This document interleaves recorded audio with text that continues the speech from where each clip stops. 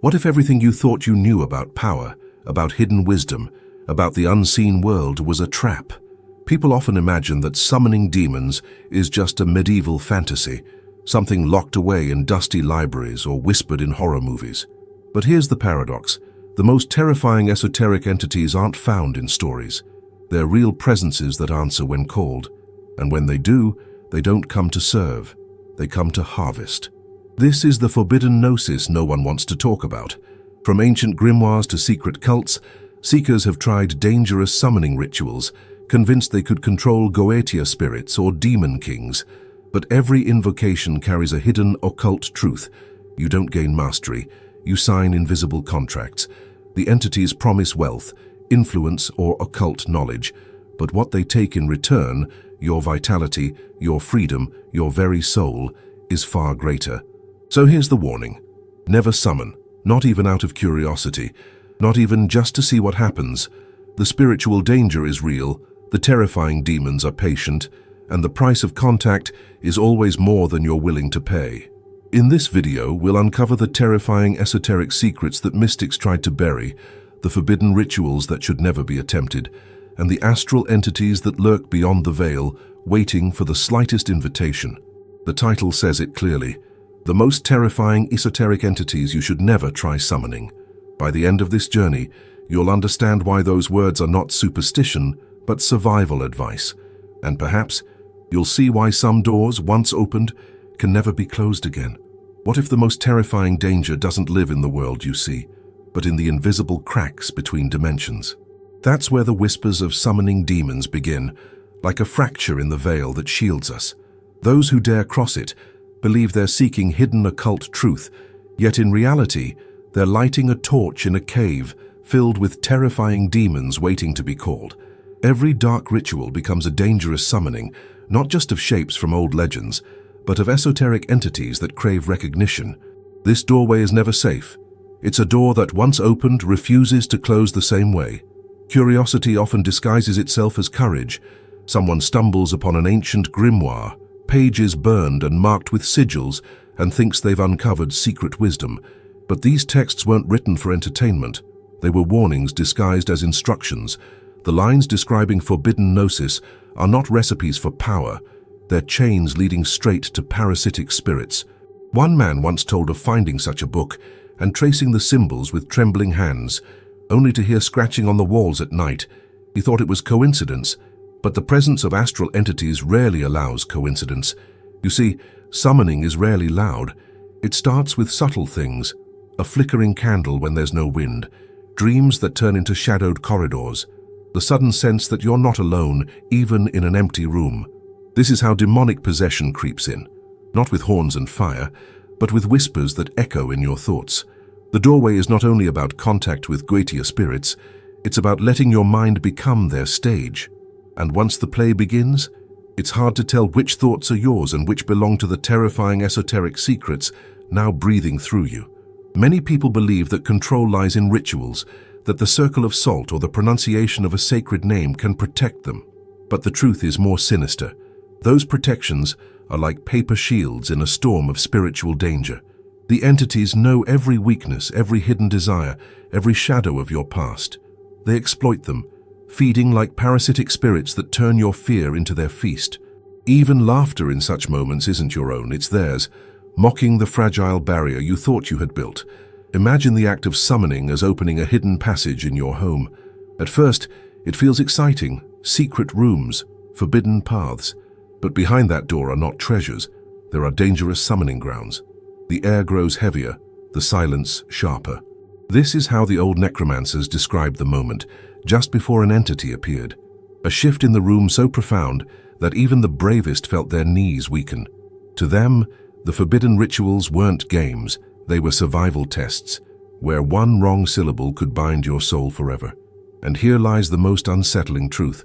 Once the doorway is open, you're not the only one looking. Terrifying demons peer back, assessing if you're worth their time, if your spirit carries enough light to devour. To summon is to gamble with your essence, and the stakes are never balanced. Ancient grimoires warned about this again and again, but human pride often blinds us. People think never summon is superstition, but every mystic who ignored it found themselves trapped in endless night. The doorway doesn't lead to freedom, it leads to captivity. So the first fracture, the first act of daring to call team, is never the end. It's the beginning of a chain of dark rituals that expand far beyond what you think you control. And if you think this danger is exaggerated, just wait until we trace these doorways back to where it all began, hidden in the ancient texts and the dark traditions that carried these forbidden practices through time. The roots of summoning demons don't begin in modern horror stories. They stretch back into the dust of forgotten civilizations. Imagine priests hunched over clay tablets in Mesopotamia, carving invocations meant to reach the ears of esoteric entities. These weren't bedtime stories. They were instructions for forbidden rituals that promised influence, wealth, or forbidden gnosis. Every line carried both promise and curse, offering glimpses of occult knowledge that even kings feared. And what's chilling is how these fragments survived, passed from temple walls to ancient grimoires, until they landed in the hands of seekers who had no idea of the spiritual danger they were about to invite. Grimoires became the coded language of the brave, or the foolish. The Book of Abramelin, the Lesser Key of Solomon, necromantic scrolls hidden in monasteries, all preserved like ticking bombs. Each page whispered of Goetia spirits and demon kings that could be conjured through dangerous summoning. But those who copied these books weren't safeguarding wisdom. They were passing on terrifying esoteric secrets. Imagine a scribe, trembling by candlelight, writing sigils that made his hands burn as if the ink itself were alive. He might have thought he was preserving knowledge, but in reality, he was binding future souls to dark rituals they would never truly escape. There's something strange about how knowledge travels. A name scratched into parchment in the Middle Ages somehow appears centuries later in a dusty library in France, then in a collector's cabinet in London, and finally in a curious reader's hand today.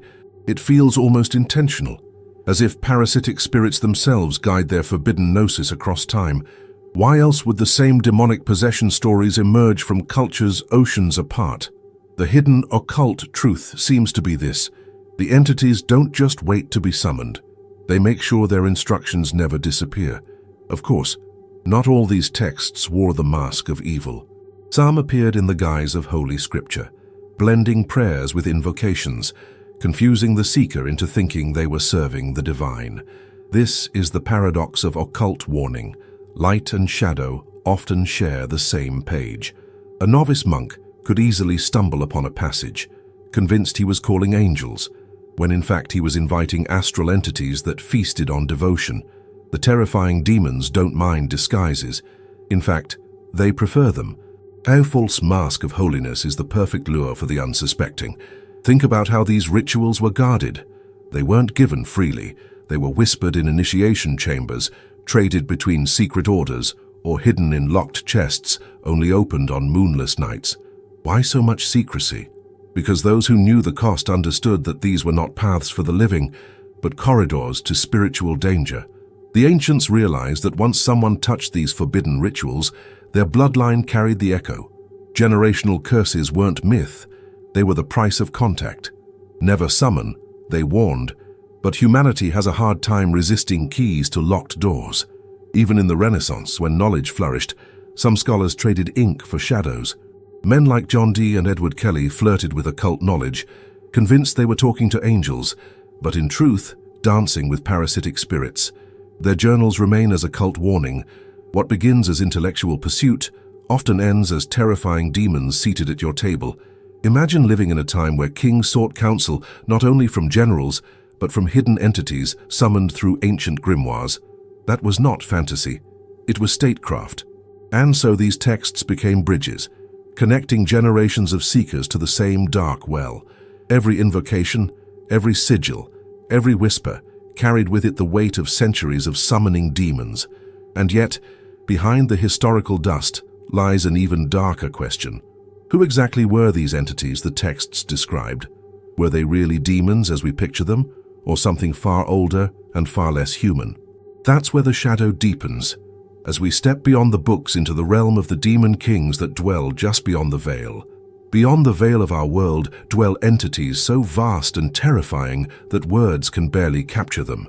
The Ars Goetia describes demon kings with forms too monstrous to comprehend, a lion with many heads, a man with the wings of a dragon, a beast that speaks in riddles while surrounded by flames.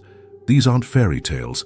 They are echoes of terrifying demons that have haunted humanity's imagination for centuries. To attempt summoning demons of this order is to step into forbidden rituals where the price of curiosity is nothing less than your soul.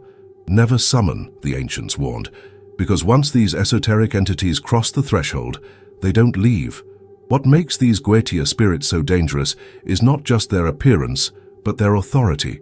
Each demon king rules over legions of astral entities, commanding parasitic spirits like generals in an unseen army. A single invocation doesn't call one being, it risks tearing open a door for hundreds. Imagine inviting one guest into your home, only to watch an endless horde follow behind him. Ancient grimoires describe this as the hidden occult truth. Summoning a king is summoning a kingdom, and kingdoms always demand tribute. The terrifying esoteric secrets here are clear. These kings never arrive empty-handed, but they never leave without taking something in return. There's a story told among occultists about a seeker who tried to command one of these kings. He drew the circle, lit the candles, and spoke the invocation with steady voice. At first, nothing happened. Then came the sound, like thunder rolling inside his own chest. His vision darkened, and he saw a towering figure with eyes like burning coals.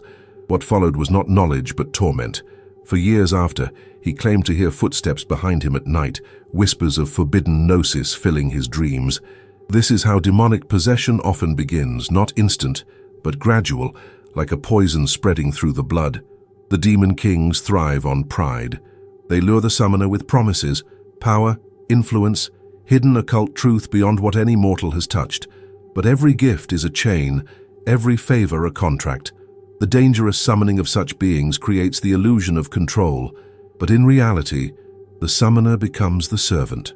One king might offer insight into forbidden rituals, while another might grant wealth through unseen manipulation.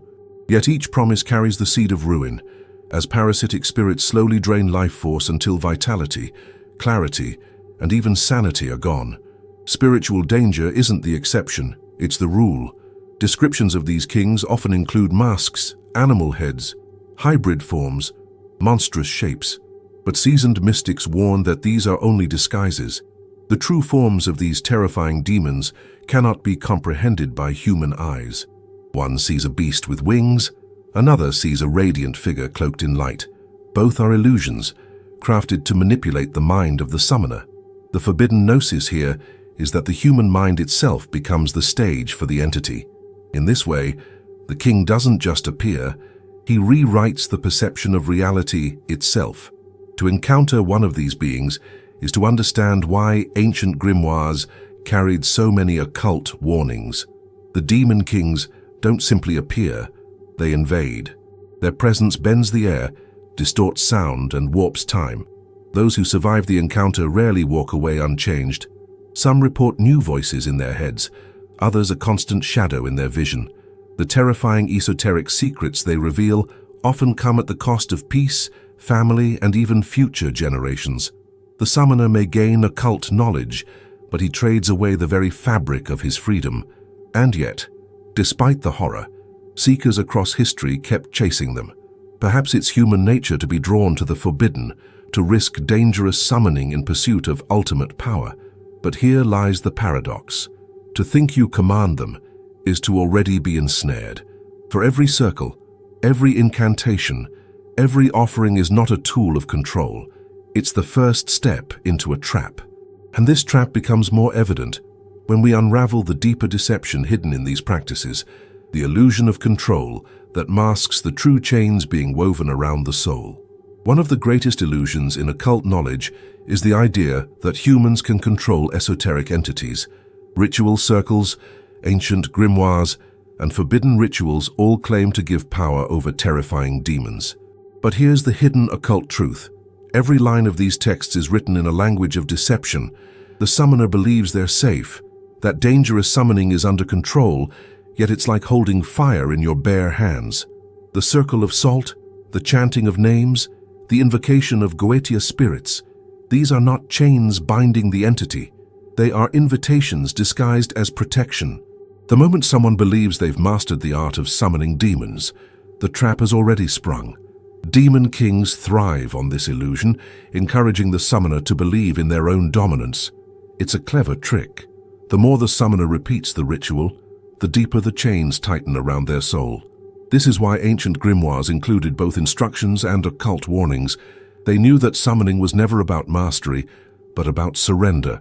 Our seeker may think he commands astral entities, but in truth, he is already feeding parasitic spirits with every whispered word. Think of it like training a wild beast. At first, the animal obeys because it's entertained by your commands. But the beast is stronger, older, and far more cunning than you realize. The moment you let your guard down, the beast devours you. That's the nature of demonic possession. The ritual circle, the offerings, the precise intonation of forbidden gnosis, these are not leashes. They're breadcrumbs leading you deeper into spiritual danger. Never summon, the sages said, because you can never truly command what was never meant to serve. Practical examples exist throughout history. Many summoners wrote journals of their experiments, convinced they were keeping records of control. Yet over time, those same journals became chronicles of dissent, pages shifting from confident notes to terrified scribbles of occult warning. "The entity will not leave," one scribe confessed. "It follows me now, even outside the circle." That single line reveals the terrifying esoteric secrets behind these dark rituals. The circle is not a cage, it's a stage. And once the curtain rises, the performance doesn't end when you want it to. Even offerings carry hidden traps. Blood, incense, precious metals, all seem like tributes offered by a master. In reality, they are acknowledgements of debt. Every offering feeds the parasitic spirits, making them stronger while leaving the summoner weaker. Imagine handing over fragments of your soul disguised as gifts. That's what forbidden rituals accomplish. It's like pouring water into a cracked jar. It keeps leaking, and eventually nothing is left but emptiness. The deeper paradox is this: entities allow you to think you're in control because it entertains them. They love the arrogance of the human spirit, watching mortals boast about mastering terrifying demons. But all the while, the chains are being forged. Not visible chains, but bonds of thought, emotion, and desire. The more a summoner believes he commands, the more he obeys. That's the terrible irony, the hidden occult truth that makes dangerous summoning the ultimate spiritual danger. And so, what begins as a confident ritual becomes an unbreakable pact. The summoner, proud of his supposed mastery, doesn't realize he's already bound. And this truth becomes even darker when we look beyond the well-known names in grimoires, into the shadows where lesser-known entities dwell, those astral beings of hunger that don't even need recognition to feed. They are not kings, but predators, and their appetite is far more insatiable. Not all threats appear in the pages of ancient grimoires. Beyond the demon kings and Goetia spirits lies a breed of esoteric entities rarely spoken of, parasites of the astral plane that thrive on human energy. These beings aren't described with crowns or titles. They're whispers of hunger, invisible forces that attach themselves to desire, fear, and obsession. When someone experiments with forbidden rituals, these parasitic spirits find an open door, sliding in quietly like shadows across a candlelit wall. To summon them, even by accident, is to invite a hunger that never ends. Unlike terrifying demons, who announce their presence with power and spectacle, astral parasites prefer silence. They slip into dreams, feeding on restless sleep, or linger in moments of anger, drawing energy from every flare of emotion. This is why mystics warned of never summon experiments done without protection. The hidden occult truth is that the most dangerous summoning often feels like nothing at all, until vitality fades, joy dries up, and the spirit feels perpetually drained. These are not myths. They are the echoes of countless seekers who underestimated the cost of forbidden gnosis. Think about someone who constantly feels exhausted for no clear reason. Doctors find nothing wrong, but the person describes nightmares, whispers, or a sensation of being watched. In occult traditions, this is a textbook case of astral entities feeding invisibly. They are the spiritual equivalent of leeches. One might say, it's just stress. But mystics recognize the deeper pattern. Stress becomes the banquet, and the parasitic spirits dine endlessly. Dangerous summoning doesn't need fire and brimstone. Sometimes it begins with a sigh you can't explain. Practical steps were given by sages to avoid such possession. They advised maintaining balance, rituals of purification, prayers, fasting, even sacred herbs to cleanse the aura. Reading sacred texts wasn't superstition but defense, for sound itself can disrupt the grip of these dark rituals. The Book of Psalms, Vedic mantras, or even indigenous chants were used as spiritual shields. But here's the haunting part. Once the entities are attached, breaking free isn't easy. They return like smoke, slipping through cracks in discipline. Never try this ritual, the elders warned, because prevention is easier than escape. The terrifying demons of astral hunger don't need full invocations, they need only resonance. A moment of envy, an obsession with power, an unchecked addiction, each of these becomes a beacon. Imagine living in a city where invisible predators roam, waiting for a crack in the door. That's the astral world. Those who play with forbidden gnosis are like children waving lanterns in the night, unaware of the moths and the predators that come to the light. This is the spiritual danger most seekers never realize until it's too late. And what makes these entities more horrifying than demon kings is their persistence. While a king might demand tribute and then retreat, parasitic spirits never stop feeding. They don't negotiate, they don't make pacts, they simply take. The summoner becomes weaker, creativity dries up, and depression creeps in. These terrifying esoteric secrets are rarely spoken of because they're less dramatic, but far more devastating. They don't need to destroy you instantly. They prefer to consume you slowly, until nothing of your true self remains. So, while grimoires speak of mighty names and forbidden rituals to summon powerful kings, the real trap may lie in these unseen feeders. They don't come with fire, they come with silence. They don't roar, they whisper. And if you thought the entities of astral hunger were terrifying, wait until you see the deeper consequences of invoking any being from beyond the veil. Consequences that don't end with the summoner, but ripple through generations like a curse written in invisible ink. Every dangerous summoning leaves echoes, and those echoes rarely stop at the one who performed the ritual. The hidden occult truth is that forbidden rituals bind not only the summoner, but also the bloodline. Generational curses are not poetic exaggerations. They are the lingering fingerprints of terrifying demons marking entire families. A single attempt to summon Goetia spirits can fracture the stability of a lineage, creating patterns of tragedy, addiction, or madness that repeat like shadows across generations. What one man does in secret often becomes the silent inheritance of his children. Possession itself is never as straightforward as the movies suggest. It can be subtle, almost invisible. A sudden shift in personality, an obsession with forbidden gnosis, a strange fixation with dark rituals. All of these are early signs of demonic possession. The summoner might laugh it off, convinced they're simply exploring hidden occult truth. But the more they engage, the more their essence is siphoned away. Imagine walking through life while carrying a guest inside you, one who grows hungrier by the day. That is the true spiritual danger behind never summon warnings. The draining of vitality is another mark of these invocations. Summoners often write in their journals of feeling exhausted after rituals, but this fatigue doesn't pass. Days turn into months, and their strength erodes. Food no longer nourishes, sleep no longer restores. The terrifying demons feeding on them don't just take energy, they take joy, creativity, and willpower. The forbidden rituals become addictions, traps that promise knowledge but deliver only emptiness. And once drained, the summoner becomes a hollow vessel, a shell that the parasitic spirits can fully inhabit. Real-world examples are chilling. Some occult practitioners reported sudden illnesses after summoning demons, illnesses doctors could not explain. Others wrote of loved ones experiencing nightmares or accidents shortly after their rituals. This reveals the terrifying esoteric secrets behind invocation. The consequences don't just haunt the summoner, they spread like an infection. A mother who dabbled in ancient grimoires might leave her children vulnerable to astral entities that latch onto the bloodline.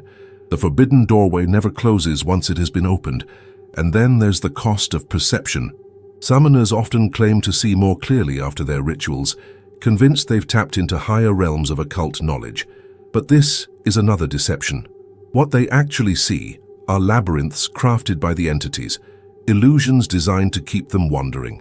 The more they believe in their newfound clarity, the deeper they are lost. This is why so many mystics spoke of spiritual danger not as punishment, but as entrapment. You don't realize you're chained until you try to run. Generational curses also carry another layer, opportunity for the entities to feed endlessly. A family haunted by patterns of addiction, violence, or despair becomes a banquet for parasitic spirits. The terrifying demons don't need to appear physically. They simply anchor themselves into these repeating cycles. Every fight, every loss, every broken dream becomes fuel. This is why occult warnings stressed, never try this ritual.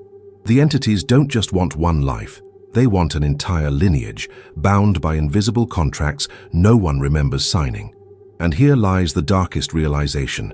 Invocation is not an isolated event. It is a contagion. It begins with one voice calling into the dark, and it ends with entire generations bound to terrifying esoteric secrets they never chose. But if the consequences ripple so far, what about the entities themselves?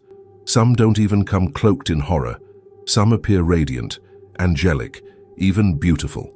And that makes them even more dangerous, for they carry not chains of terror, but the poison of false gnosis. Not every terrifying demon arrives with claws and fire. Some esoteric entities wear masks of light, presenting themselves as radiant beings, guides, or guardians. They whisper promises of hidden occult truth, filling seekers with awe instead of fear. But this is the most dangerous summoning of all, because these entities carry within them the poison of forbidden gnosis. They don't appear to frighten you, they appear to enchant you. And that enchantment becomes the first chain leading deeper into a labyrinth designed to confuse and consume. Never summon such beings, no matter how angelic they seem. The forbidden rituals that call these guardians often sound deceptively divine. The invocations speak of light, wisdom, and enlightenment, but every word is double-edged. What seems like a blessing is often a trap. Astral entities thrive on this paradox. The seeker believes they're ascending, when in reality they're being bound. Imagine someone asking for truth and being handed a mirror maze. Every reflection looks like an answer, but none of them lead out. This is the spiritual danger behind their beautiful disguises. The more radiant they appear, the darker the secrets they hide. Throughout history, mystics documented encounters with such beings. Some described visions of angelic figures who delivered terrifying esoteric secrets disguised as divine revelation. Others claimed to hear voices that granted them occult knowledge, only to discover that their lives unraveled afterward. Families fell apart, health collapsed, and paranoia consumed them. These weren't blessings, they were contracts hidden inside the appearance of miracles. The demon kings of the Goetia might terrify you openly, but the guardians of forbidden knowledge ensnare you gently, like silk threads tightening around the soul. Consider how seductive these entities can be. They feed on the human longing for certainty, for guidance, for someone to point the way. A seeker may fall to their knees, overwhelmed by visions of light, never realizing they've welcomed parasitic spirits cloaked in beauty. Dangerous summoning doesn't always feel dangerous. Sometimes it feels comforting, like being embraced, until the embrace tightens and you realize you can't breathe. That's the hidden occult truth few dare to admit. Not every radiant being serves the light. Even modern accounts speak of people channeling messages from guides or higher masters. At first, the teachings inspire, but slowly, the messages become contradictory, manipulative, even destructive. The person loses autonomy, giving up decisions and freedom in exchange for whispers. This is the forbidden gnosis at work. It expands awareness while binding the spirit in endless confusion. These are not guides, they are predators. And the seeker, thinking they've gained power, becomes the puppet of astral entities that weave illusions as easily as spiders weave webs. The terrifying demons in radiant masks are perhaps the hardest to resist. Fear warns you of danger, but beauty seduces you into silence. They exploit desires for healing, for enlightenment, for transcendence, promising answers to every longing heart. But what they deliver are riddles without resolution, questions without answers, paths that spiral inward forever. The seeker doesn't realize they're trapped because the prison is built from their own hopes. This is the cruelest occult warning. The guardians of forbidden knowledge guard nothing but cages. And yet, if such radiant deceptions are possible, one must ask, why do these entities offer so much knowledge, only to lead into despair? The answer reveals the ultimate paradox, that summoning is never about gaining power, but about being harvested. Every whisper, every revelation, every vision of light has a cost, and that cost becomes clearer when we examine the illusion of power itself and the terrible price every seeker eventually pays for contact.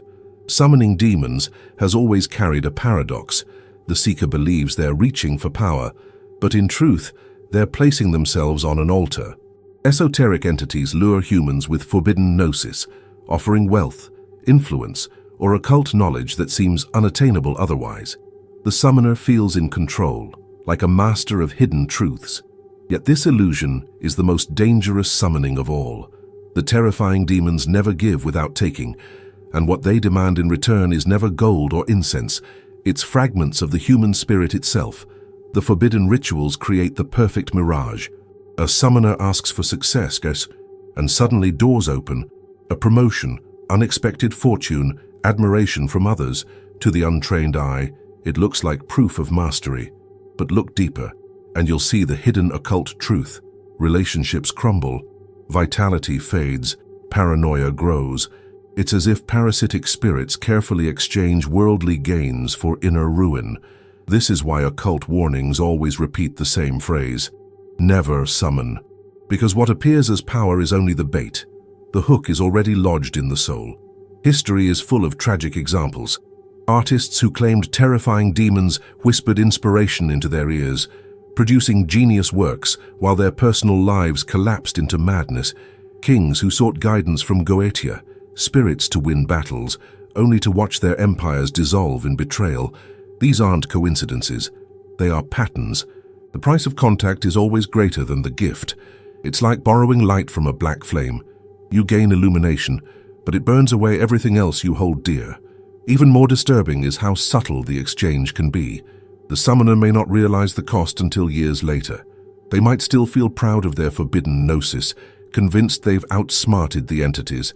Meanwhile, the terrifying esoteric secrets take root deeper and deeper, weaving chains of thought and emotion. By the time they notice, their autonomy has long been compromised. The spiritual danger is not the initial ritual, it's the lifelong harvest that follows, and the entities are patient. Demon kings and astral entities alike understand that humans live in fleeting years, while they exist outside time. They don't need immediate results. They plant seeds, slowly draining until a soul becomes a banquet stretched across decades. This is why dark rituals always feel deceptively rewarding at first. The entities know the longer you believe in the illusion of power, the more you will willingly surrender. It's not theft, it's consent disguised as mastery. Practical wisdom says, if something offers too much too quickly, beware. In finance, in love, in business, shortcuts always come with hidden costs. The same applies here. Summoning demons is the ultimate shortcut, promising everything while hiding the true bill. And unlike debts in the physical world, these debts are written in spirit, carried into generations. This is the chilling reason forbidden rituals are called forbidden. They don't just break rules, they break the soul. So the illusion is never about power, it's about contact. Every seeker believes they're the exception, the one who can handle it, the one who will not fall. Yet every story, every ancient grimoire, every occult warning says the same: no one escapes unscathed. And if the price of contact is fragments of the spirit, what happens when the entity is not even bound by our reality? What if the being comes from beyond time itself, carrying with it not just power, but chaos? Most seekers assume that summoning demons connects them to realms they've at least heard of, hell, heaven, or the astral plane. But the most terrifying esoteric secrets reveal something even more disturbing. Some entities don't come from any place we can name.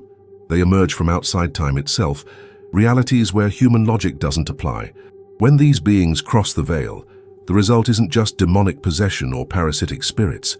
It's the unraveling of reality around the summoner. Dangerous summoning of this kind doesn't just risk your soul. It risks your sanity, your perception, and even the structure of your world. Imagine for a moment seeing something that doesn't fit into any category, neither beast nor angel, neither light nor darkness. Ancient grimoires describe them with contradictions. Shapes that bend like liquid, but cast shadows like stone. Voices that echo like thousands speaking at once. These astral entities fracture not just your mind, but the very flow of time around you. Hours vanish, seconds stretch into eternities. The hidden occult truth is simple. When you invite what lives beyond time, you stop living in time yourself. There are chilling accounts of mystics who attempted forbidden rituals to reach these entities. One described falling into a trance, where he aged years in a single night, his hair turning white while his body felt trapped in endless seconds. Another spoke of visions so chaotic that reality never looked normal again. Walls bending, clocks melting, faces shifting. These weren't hallucinations. They were the residue of terrifying demons from dimensions outside reality. To never summon isn't superstition here, it's survival advice. What's most unsettling is that these beings often carry no names. Demon kings like Baal or Paimon can at least be identified in Goetia spirits catalogues, but entities beyond time resist labels. Some mystics claim the act of naming them anchors them into our world, tearing holes that never heal. This is why so many dark rituals end with silence. No closing words, no farewell. Once you call them, there's no curtain to close. Spiritual danger lingers like a wound that never stops bleeding. Think of reality as a fragile fabric. Most terrifying demons tear at it, but these entities rewrite it. A summoner might light a candle at midnight and wake up in a world where that candle has always been burning. Memories twist, history bends, loved ones feel strangely unfamiliar. The parasitic spirits of ordinary rituals drain energy, but entities beyond reality drain the very concept of stability. And once you lose stability, nothing feels safe again. Even modern seekers whisper of strange phenomena after dangerous summoning attempts, digital clocks skipping numbers, voices caught in recordings that no one present spoke, shadows moving against the flow of light. Skeptics laugh, but mystics recognize the occult warning. Contact with entities outside time leaves fingerprints in everything it touches. You don't just see them, you feel their distortion echoing through the ordinary. The terrifying esoteric secrets are not confined to the summoner. They ripple outward, infecting entire environments. And so the greatest question emerges: if some entities are not from any known plane, then what exactly are we dealing with? Are they predators, explorers, or something even stranger? Forces that simply don't care whether we exist at all? Whatever the answer, one thing is certain. Summoning such beings is never about initiation. It's about entrapment. And that truth becomes undeniable when we arrive at the final warning, the ultimate message passed down by every mystic who lived to tell their tale. The path of summoning is not a path at all, but a cycle of ruin. Every tradition, every grimoire, every whispered tale across centuries carries the same occult warning. Summoning demons is not initiation, it is entrapment. The seeker imagines they're opening a gateway to knowledge, but in reality, they're stepping into a cage woven from terrifying esoteric secrets. The entities don't need to chain you in dungeons. They bind you with illusions, with promises of power, with forbidden gnosis that tastes sweet but poisons the soul. Never summon, because what you call is never what you expect. The most terrifying demons are not those you see in nightmares, with horns and fire. They are the ones that linger unseen, parasitic spirits clinging to your thoughts, reshaping your desires, making you believe their whispers are your own. A dangerous summoning doesn't end when the ritual closes. It echoes in every choice afterward. You may laugh thinking you escaped, but their presence lingers in silence, in shadows, in dreams that feel too real to dismiss. The hidden occult truth is that escape is rarely final. Think of those who walked this path before. Some were kings, some were peasants, some were scholars, and some were wanderers. Their stories converge in one truth. Dark rituals never leave the summoner untouched. Generations have paid the price, with bloodlines marked by misfortune, tragedy, or madness. This is not superstition, it's the ripple of spiritual danger through time. To summon is to bind, and the bond doesn't end with the one who dared to call. It spills into children, grandchildren, and every soul tied to that lineage. Even mystics who believed they could resist fell victim.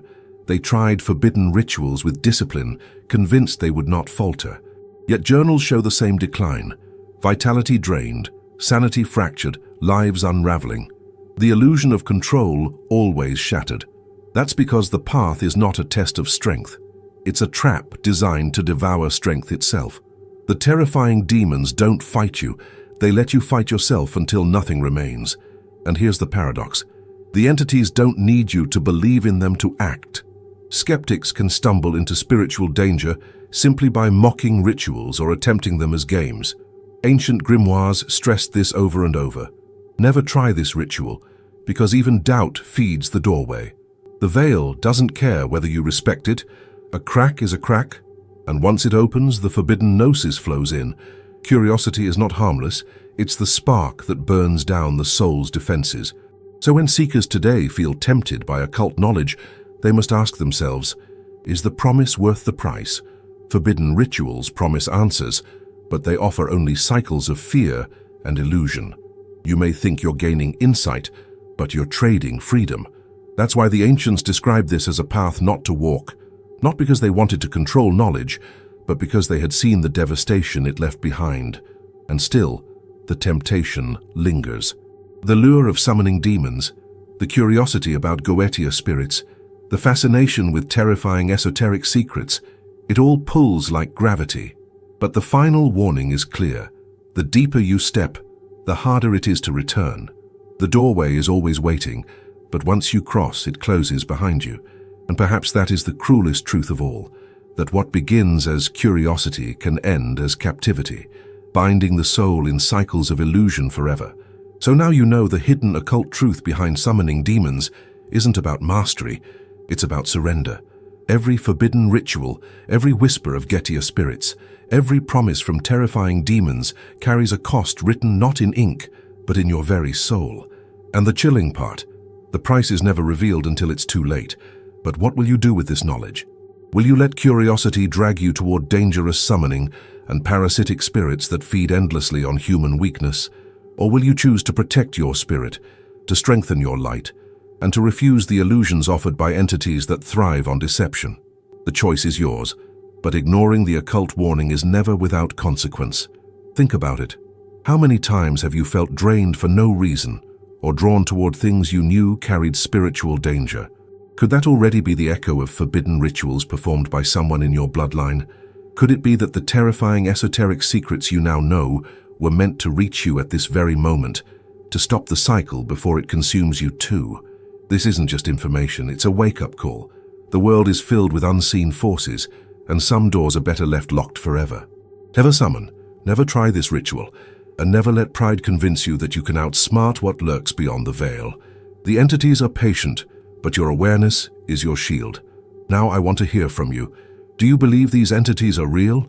Do you think the hidden dangers of summoning are exaggerated? Or do you feel the pull of the forbidden gnosis in your own life? Share your thoughts in the comments. I want to know how deeply this resonates with you. And if this message struck you, don't let it end here. Subscribe to the channel, activate the notifications, and keep walking with me through the shadows of occult knowledge. Together, we'll continue to reveal the terrifying esoteric secrets that most are too afraid to speak about. Because in the end, awareness is not just protection, it's survival. And the next revelation will take us even deeper into the mysteries that the ancients tried to warn us about.